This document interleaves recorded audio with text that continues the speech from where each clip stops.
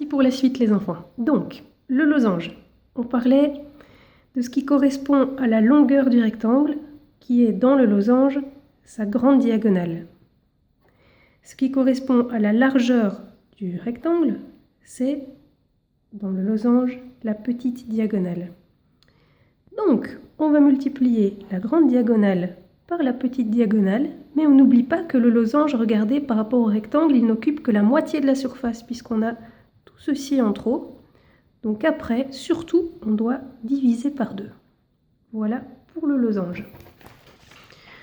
Pour le trapèze, alors je vais commencer par inscrire dans un rectangle 2 trapèzes identiques. Voilà. Ici, on voit le premier, celui dont je vais chercher la surface. Alors on commence par ce qui correspond à la largeur du rectangle. Ici c'est facile, dans le trapèze c'est sa hauteur. C'est là que ça se complique un petit peu. Ici la longueur de mon rectangle ne correspond à rien a priori au trapèze. Alors si on regarde bien, en fait, on a ici la grande base de mon trapèze à laquelle je dois ajouter ce petit morceau. Ce petit morceau, allez voir, hop, correspond exactement à la petite base de mon trapèze. Donc ici, je vais multiplier la hauteur par la grande base plus la petite base de mon trapèze. Alors après, de nouveau, il ne faut pas oublier que ce trapèze, si je laisse la formule comme ça, je vais obtenir l'aire du rectangle entier. Mon trapèze ne fait que la moitié. Donc je dois après encore, bien sûr, diviser par 2. Cette formule fonctionne pour tous les autres trapèzes. Les trapèzes isocèles aussi, pour le tracé à main levée, ou les trapèzes quelconques, voilà, comme ici par exemple. On passe maintenant à une nouveauté, les polygones réguliers. Ici, j'ai tracé un hexagone, donc il a 6 côtés identiques. Vous observez qu'à l'intérieur d'un polygone régulier, j'ai chaque fois un certain nombre de triangles identiques. Des triangles isométriques. Donc si je calcule l'aire d'un de ces petits triangles et puis que je le multiplie, j'aurai l'aire de la surface totale de mon polygone régulier. Et bien voilà, c'est ce qu'on fait. Alors on va prendre la hauteur d'un de ces triangles.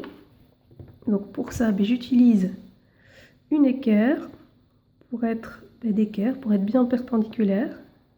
Voilà la hauteur d'un de mes petits triangles. Alors, dans mon polygone, ça porte un nom, ça s'appelle l'apothème. Voilà un nouveau nom. L'apothème qu'on symbolise par A. Je vais multiplier donc l'apothème par la base de mon petit triangle, qui dans ma grande figure est un côté. Donc, je vais faire apothème fois côté, la mesure d'un côté, ce qui correspond dans mon triangle donc à hauteur de mon petit triangle fois base de mon petit triangle. Je dois après diviser par 2, puisque l'aire d'un triangle, j'oublie pas que j'ai cette division à faire.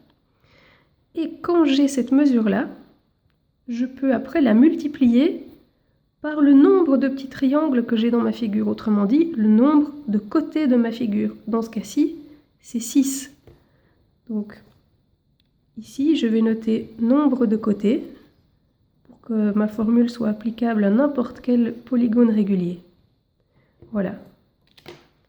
Alors si je veux faire l'exemple ici, eh bien mon apothème, je l'ai mesuré, elle fait 1,75 cm fois 2 cm divisé par 2.